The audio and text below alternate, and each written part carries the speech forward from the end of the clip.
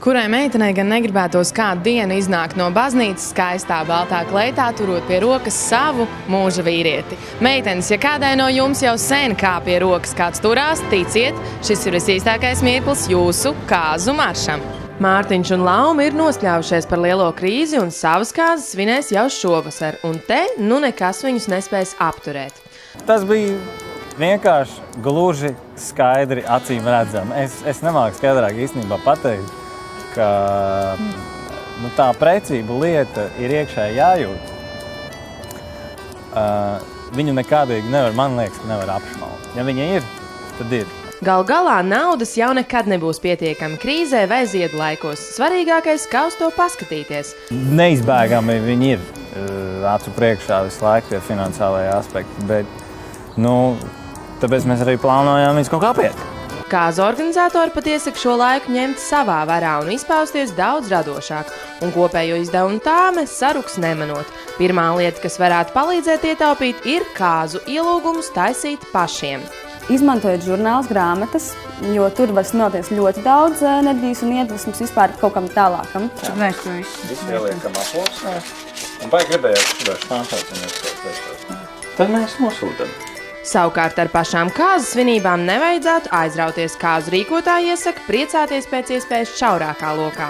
Jā, vairs nav tie laiki, kad tiek saicināti 120 radinieki, kur nav redzēti vairākus gadus, un arī kāzas tiek svinētas 3 dienas. Protams, ir tradīcijas un ir tie, kas viņas vēlās un viņas var atļauties ieturēt uz priekšu, kāpēc 3 dienas nelīksmot, bet tajā pašā laikā mēs ieteiktu ne tikai samazināt to viesu skaitu, lai īstenībā šis pasākums daudz romantiskāks ir. Pirms kāzām noteikti vajadzētu kārtīgi ieskatīties veikalu skatlogos, jo kāzu tērpus tagad iespēja iegādāties pat par puscenu. Lielākajai daļai salonu ir gājis diezgan grūti pa ziemu, iekrāt kaut kādu parādu, un kamēr ir tā sezona cilvēki precās, tad tiek likts visas iespējamās atlaides listas pārdot to preci un nomaksāt rēķinus.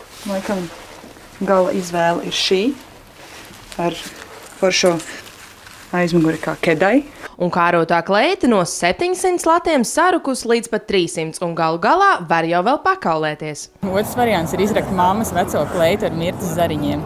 Es nezinu par to, bet ir dzirdēt gadījumi, man liekas, bet man liekas, vēl viens variants ir atrast savu kādu zināmu cilvēku, kurš mācās, pieņemsim, par dizaineru un viņam uzprasīt. Kas attiecas uz kāzu gredzeniem, arī tur veikali ir pretīm nākoši, bet, protams, pastāv arī cits variants. Kā mums paveicās, mana mamma man iedeva veco zelta pulksteni, kur vēl bija virsū SSR zīmogs, ja?